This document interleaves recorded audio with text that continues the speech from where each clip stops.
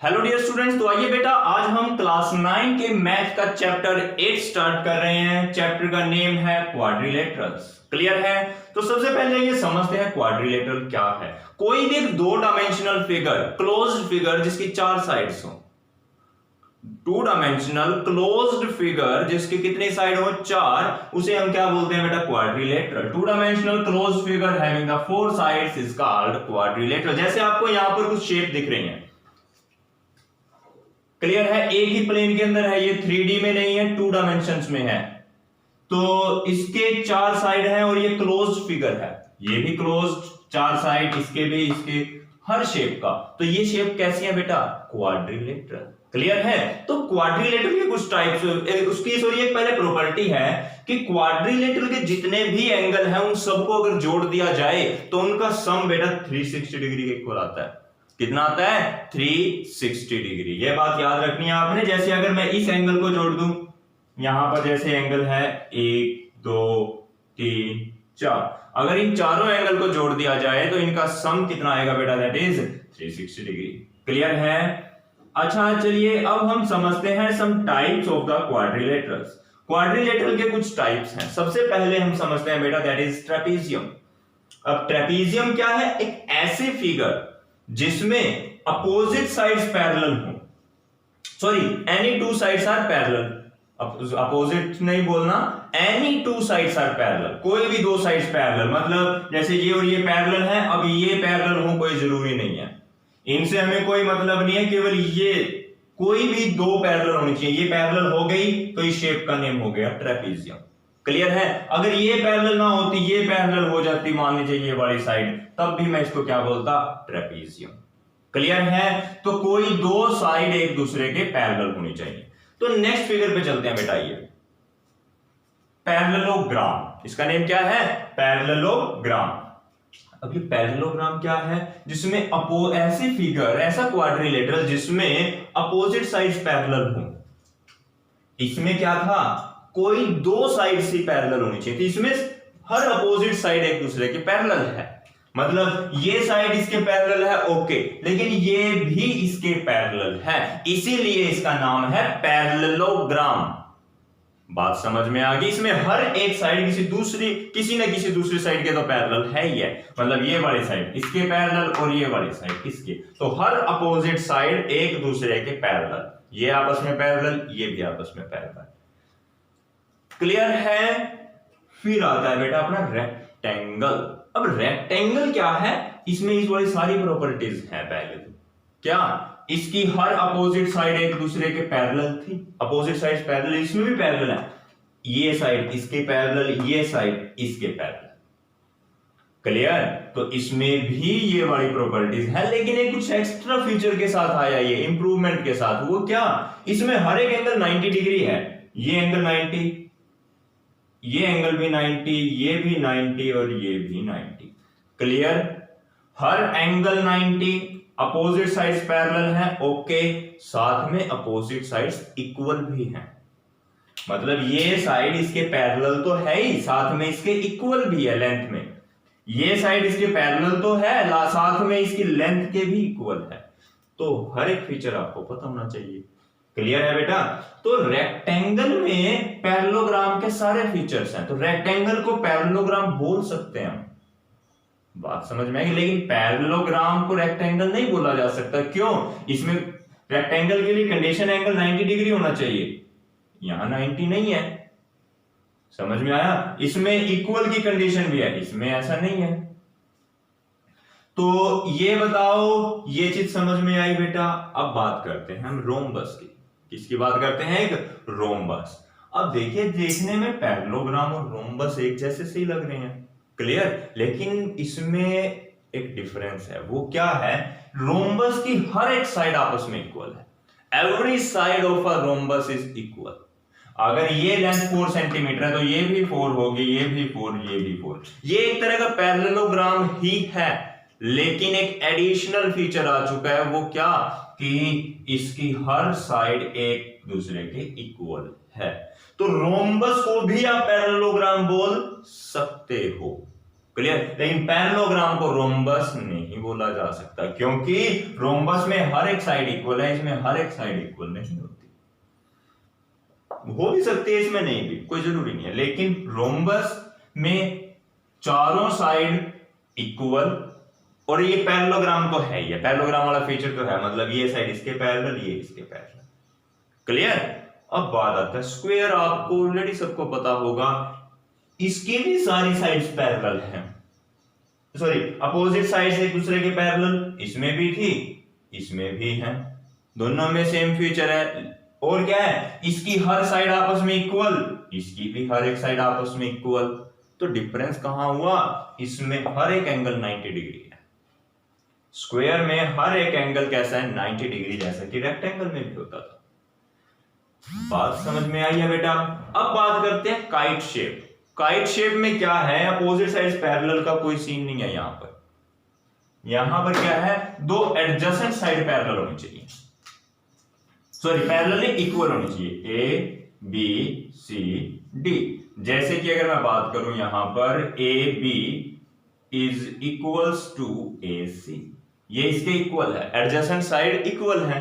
ऐसे ही B D is equals to C D, ये एडजेसेंट साइड भी आपस में इक्वल है। तो इस शेप को क्या बोलेंगे बेटा, काइट। शेप का क्या नाम होगा, काइट। काइट क्या है, ऐसी शेप जिसमें कि एडजेसेंट साइड्स इक्वल हो, ये एडजेसेंट साइड इक्वल हो, एडजेसेंट साइड्स इक्वल, इस शेप को बोलेंगे काइट। क्लियर है बेटा। अगर आपको इसमें से कुछ नोट करना है तो जल्दी से वीडियो को पॉज करके आप इसको नोट कर सकते हैं।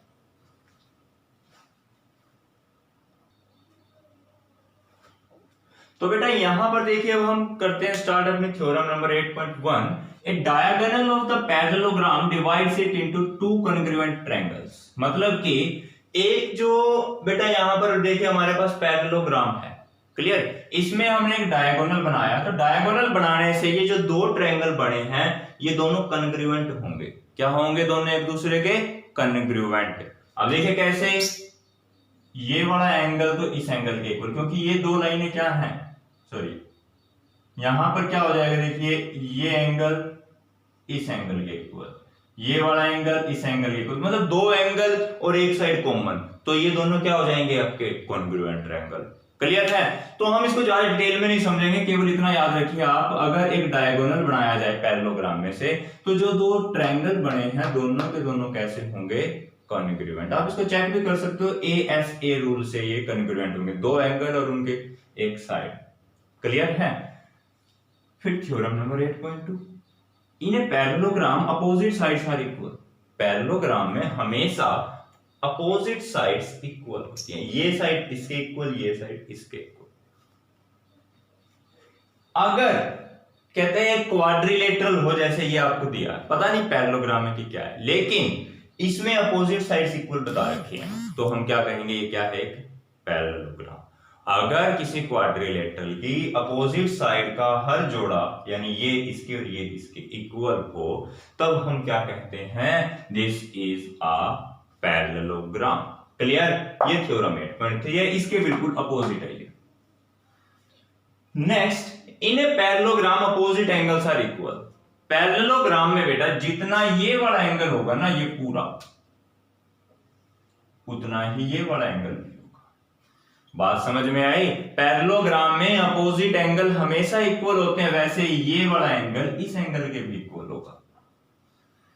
Next, if in a quadrilateral each pair of opposite, अगर एक क्वाड्रिलेटरल गिवन है, उसमें आपको बोला जाए कि ये वाला एंगल इस एंगल के इक्वल, ये वाला एंगल इस एंगल के इक्वल, तब हम क्या बोलेंगे इसको, पैरेललोग्राम। मतलब ये थ्योरम 8.4 और 8.5 एक दूसरे के बिल्कुल अपोजिट हैं। क्लियर। और वैसे थ्योरम 8.2 और 8.3 एक दूसरे के बिल्कुल अपोजिट हैं। क्लियर है बेटा, समझ में आया। तो अगर नोट करना है यहां तक, वीडियो को पॉज करके नोट कर सकते हो। फिर हम करते हैं नेक्स्ट थ्योरम।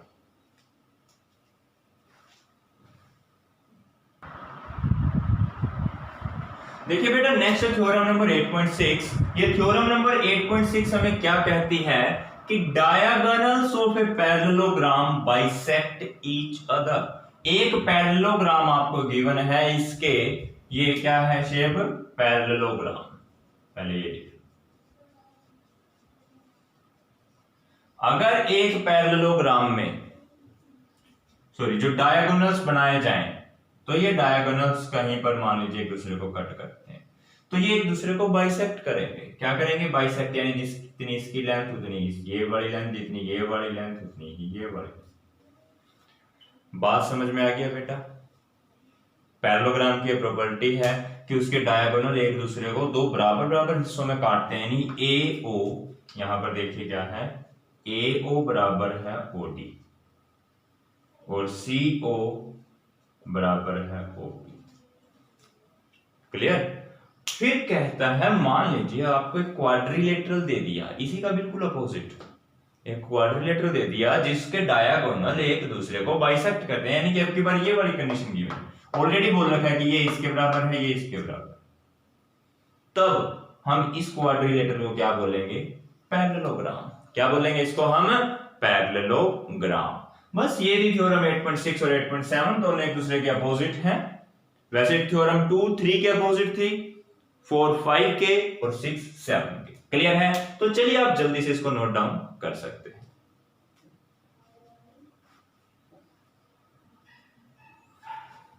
तो नेक्स्ट देखिए बेटा, हमारे पास है एग्जांपल नंबर 1 एक्सरसाइज 8.1 का। क्लियर? ये क्या कहते हैं कि आपको प्रूव करना है रेक्टेंगल में हर एंगल 90 होता है। क्लियर? देखिए रेक्टेंगल में जो हमें कंडीशन गिवन होती है वो ये होती है कि एक एंगल 90 डिग्री है। आपको केवल इतना पता है कि एक एंगल 90 डिग्री है। क्लियर? तो और ये साइड्स इसके पैरेलल, ये साइड इसके पैरेलल, ये आपको पता है। एक एंगल 90 है, ये भी पता है। हमें प्रूव करना है सारे एंगल 90 हैं। क्लियर? अच्छा पहले है ना आप एक प्रॉपर्टी समझिए। मान लीजिए बेटा यहां पर जो है एक लाइन बनाता हूं मैं, तो ये जो लाइन है ना, ये बीच में से मैंने निकाली है, इसको हम क्या बोलते हैं? मान लो मैंने नाम दे दिया ए बी सपोज। तो ये जो है ना इनके ऊपर ट्रांसवर्सल होगी। ये जो लाइन ए बी है इसको मैं क्या बोलूंगा? ट्रांसवर्सल। और जो ट्रांसवर्सल लाइन के एक ही तरफ के इंटीरियर एंगल का सम, यानी ये वाला एंगल और ये एंगल, दोनों का सम कितना होता है? 180 डिग्री। ट्रांसवर्सल लाइन के सेम साइड दोनों एंगल का सम हमेशा कितना होगा? That is 180 degree. अगर ये दोनों पैरेलल है, देखिए ये दोनों पैरेलल होनी चाहिए। अगर पैरेलल लाइन के ऊपर एक ट्रांसवर्सल लाइन बनाई जाए, पैरेलल लाइंस के ऊपर एक ट्रांसवर्सल लाइन बनाई जाए, तो क्या होता है? सेम साइड वाले इंटीरियर एंगल का जोड़ 180 डिग्री होगा। ये रूल याद रखना। तो वैसे करवाया हुआ है आपको ट्रायंगल वाले केस में, ये पहले, या लाइंस और ट्रायंगल वाले केस में। क्लियर है? तो अब देखिए आप, ये हमारे पास क्या है? एक रेक्टेंगल। ए 90 डिग्री हमें गिवन है, बी सी और डी को हमें 90 प्रूव करना है। क्लियर है? अब देखिए A B parallel to C D, ये इसके पैरेलल, ये इसके पैरेलल। क्लियर है? तो हम यहां पर देखिए ए बी क्या है हमारे लिए? ट्रांसवर्सल है ना।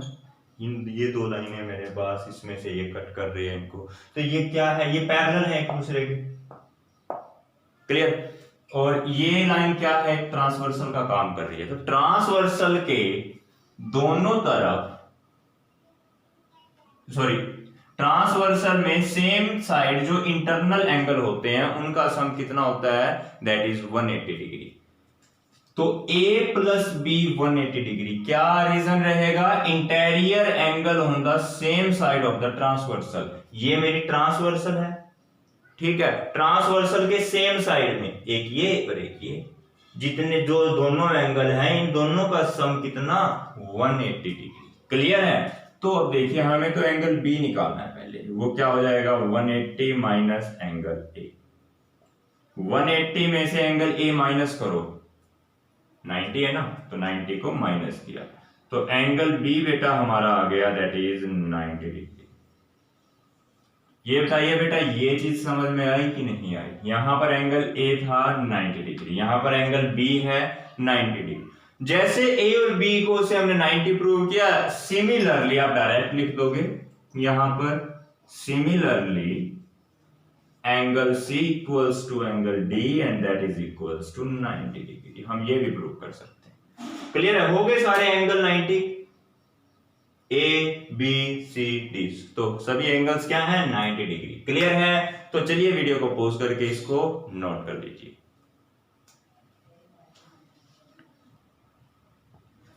तो आइए बेटा अब हम क्वेश्चन नंबर 2 और 3 देखिए, आपको खुद से सोल्व करने हैं, आप कर सकते हो बड़े इजीली। क्लियर? तो मैं केवल आपको एक क्वेश्चन और सोल्व करवाता हूं, that is example number 4। Clear? तो एग्जांपल नंबर 4 देखिए, टू पैरेलल लाइंस है बेटा L और M। क्लियर है? इन पे एक लाइन है P जो कि ट्रांसवर्सल लाइन का काम करती है। क्लियर? ये दो पैरेलल लाइन, ये एक ट्रांसवर्सल लाइन। तो हमें क्या शो करना है कि quadrilateral formed by the bisector, जो देखिए अब क्या हुआ, यहां पर हमने जो इंटरनल एंगल थे ना जितने भी, उनमें बाइसेक्टर ड्रॉ किए। देखिए क्वेश्चन में, show that quadrilateral formed by the bisector of interior angles, मतलब कि जो इंटीरियर एंगल्स हैं, यानी कि जैसे मैं सेम डायग्राम को यहां पर बनाता हूं, ये क्लियर है?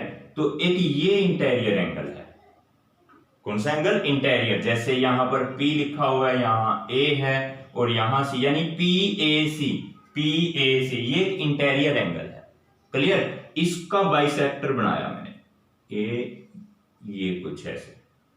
क्लियर है? ऐसे ही बेटा ये एक इंटीरियर एंगल है,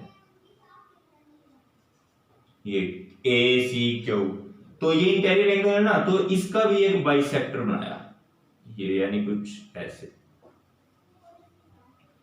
क्लियर है? और ऐसे ही बेटा कि ये इंटीरियर एंगल है, इसका भी एक बाइसेक्टर बनाया, कुछ ऐसे। एक ये इंटीरियर एंगल है, इसका भी बाइसेक्टर बनाया, तो ये क्वाड्रिलेटरल बन गया ना। तो हमें प्रूव करना है कि ये जो क्वाड्रिलेटरल है ये एक रेक्टेंगल है। कैसा है ये? रेक्टेंगल। बस ये आपको प्रूव करना है। तो चलिए इसको मैं अभी रब कर देता हूं। तो बेटा रेक्टेंगल के लिए आपको क्या प्रूव करना है? इसकी अपोजिट साइड्स पैरेलल। क्या प्रूव करेंगे हम? Opposite sides parallel and each angle, या कोई भी एक angle, any angle is 90 degree. Clear? अगर हम ऐसा प्रूव कर दें तो ये क्या हो जाएगा? एक रेक्टेंगल, क्योंकि रेक्टेंगल की कंडीशन यही है, अपोजिट साइड्स पैरेलल होती है और एक एंगल 90 डिग्री। एक एंगल 90 है तो ऑटोमेटिकली सभी 90 हो जाएंगे। तो ये तो आपको पता है कि ये वाला एंगल जो है बेटा इस एंगल के इक्वल है, क्योंकि ये दो लाइनें पैरेलल हैं, L पैरेलल टू M। ठीक है? एक ये लाइन ट्रांसवर्सल है, तो ये अल्टरनेट एंगल हो गए ना। अल्टरनेट एंगल हमेशा आपस में क्या होते हैं? इक्वल। Alternate angles. क्लियर है बेटा? अच्छा अब एक काम कीजिए, आप इसको भी डिवाइड, दोनों तरफ डिवाइड बाय 2 कर दीजिए।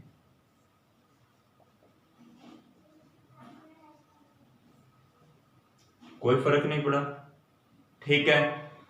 तो PAC का आधा, यानी कि बेटा ये मेरा P था, ये A था और ये C, इसका आधा, यानी कि ये बाइसेक्टर, ये क्या काम करता है? ये बाइसेक्टर इस पूरे एंगल को दो हिस्सों में काटता है, एक ये और एक ये, बराबर हिस्सों में काटता है। तो मैं PAC को ये लिख सकता हूं ना, सिर्फ ये वाला एंगल। देखिए PAC को बाइसेक्ट ये करता है, यानी कि जितना ये एंगल है उतना ही ये एंगल, दोनों बराबर है। तो यानी मैं ये भी बोल सकता हूं कि ये वाला जो एंगल है इस पूरे एंगल का आधा है, क्योंकि देखिए अगर 10 ये है 10 ये, तो टोटल कितना? 20। टोटल कितना? 20। तो ये 10 क्या होगा? इस 20 का आधा। तो यानी मैं क्या कह सकता हूं कि ये वाला जो एंगल है इस पूरे एंगल का आधा है। तो इसका मतलब बेटा PAC का आधा, PAC का आधा क्या हो जाएगा? BAC। और ACR का आधा, ACR का आधा, यानी कि ये वाला angle ACD, angle ACD। Clear है बेटा? अच्छा अब आप एक बात बताइए, यहां पर ये आपको दो लाइनें दिख रही हैं, बीच में एक ट्रांसवर्सल है। अगर ये एंगल इसके इक्वल आ गया तो मतलब ये दोनों लाइनें आपस में क्या हो गई, पैरेलल। अगर ये कंडीशन कब होती है, ये एंगल इसके इक्वल, अल्टरनेट एंगल कब इक्वल होते हैं, जब ये दो लाइनें आपस में पैरेलल हो। तो अब देखिए हमने ये एंगल को इस एंगल के इक्वल प्रूव कर दिया, तो इसका मतलब क्या हुआ, ये वाली साइड और ये वाली साइड आपस में क्या है, पैरेलल है। सो BA is parallel to CD। Clear है बेटा, तो ये हम प्रूव कर चुके हैं। सिमिलरली जैसे हमने ये किया, बिल्कुल ऐसे ही हम दूसरी साइड्स को भी इक्वल प्रूव कर सकते हैं। तो आप डायरेक्ट लिख दोगे यहां पर BC is parallel to AD। मतलब जैसे ये लाइन इसके पैरेलल आई, वैसे ही आप प्रूव कर सकते हो ये लाइन इसके पैरेलल आएगी। बात समझ में आई है बेटा, हमने ये प्रूव कर दिया। ये साइड्स इसकी अपोजिट साइड पैरेलल हैं, ये हम प्रूव कर चुके हैं, आधा हिस्सा अपना कंप्लीट हो गया है। अब हमें प्रूव करना है कि एनी एंगल, इसमें कोई सा भी एक एंगल को हमने 90 प्रूव करना है। अब देखिए कैसे, यहां पर आप देखिए एंगल PAC प्लस, मतलब ये वाला एंगल बेटा, देखिए ये लाइन थी ना, ये वाला एंगल की बात कर रहा हूं मैं, PAC, इस पूरे एंगल की। तो ये हो गया और इधर क्या बचा, इसको बोल रहे हैं S, ये S है। तो एक एंगल हो गया बेटा SAC या CAS। तो ये दोनों एंगल का सम कितना, 180 degree plus CAS that is 180। Clear है बेटा, ये हम प्रूव कर चुके हैं। क्यों, ये इक्वल क्यों है, क्योंकि लीनियर पेयर ऑफ एंगल्स हैं। ये एक लाइन के ऊपर जितने भी एंगल होते हैं उन सब का जोड़ 180 डिग्री। जैसे ये एक स्ट्रेट लाइन है, इसके ऊपर जितने भी एंगल होंगे ना ये वाले, इन सभी का जोड़ कितना होगा, 180 डिग्री। तो लीनियर पेयर। क्लियर है ना। अब दोनों तरफ 2 से डिवाइड कर दो, देखिए PAC divide by 2 plus CAS divide by 2 equals to 180 divide by 2। Clear है। अब PAC को आधा करना जरा, इस एंगल PAC को मैंने आधा किया तो मेरे पास ये वाला एंगल बचा केवल अंदर वाला, तो उसको क्या बोलेंगे हम, BAC। तो ये हो गया बेटा अपने पास BAC प्लस, अब बेटा CAS को आधा करो तो अपने पास क्या बचेगा, CAS को आधा किया तो CAD बचेगा अंदर वाला, क्योंकि ये लाइन क्या करती है, इस पूरे एंगल को बाइसेक्ट कर रही है। ये लाइन इस पूरे एंगल को बाइसेक्ट करती है, यानी आधे हिस्से में काट देती है, आधे आधे में। तो ये वाला एंगल जो है इस पूरे एंगल का आधा हो जाएगा। तो CAS का आधा क्या बनेगा, CAD, एंगल CAD, और 180 का आधा बेटा बन गया 90 डिग्री। ये बताइए समझ में आया कि नहीं आया।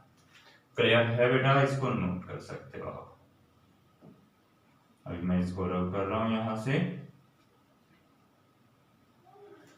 अब देखिए आप BAC और CAD को जोड़िए, BAC CAD, इन दोनों एंगल को अगर मैं जोड़ूं तो क्या आएगा, मतलब इस एंगल और इस एंगल को मैंने जोड़ दिया तो एंगल BAD, एंगल BAD बराबर 90 है, तो 90 आ गया। क्लियर है बेटा। सो लिख दो आगे, हो चुका है हमारा प्रूव। हमने एक एंगल को 90 प्रूव कर दिया और अपोजिट साइड्स को पैरेलल प्रूव कर दिया। यहां पर ये पैरेलल हो गई और ये एंगल हो गया 90 डिग्री। तो इसका मतलब बेटा हम कह सकते हैं कि हमारा ये जो ABCD है ये क्या है, एक रेक्टेंगल है। तो यहां पर लिख दो, सो नेक्स्ट लाइन में ABCD is a rectangle. Clear है बेटा। तो चलिए जल्दी से वीडियो को पॉज करके इस क्वेश्चन को आप नोट डाउन कर सकते हैं। ठीक है बेटा, तो नोट कर लिया। तो ओके बेटा, अपने नेक्स्ट टॉपिक के साथ मिलते हैं नेक्स्ट वीडियो में। तब तक के लिए bye bye, thank you and have a nice day.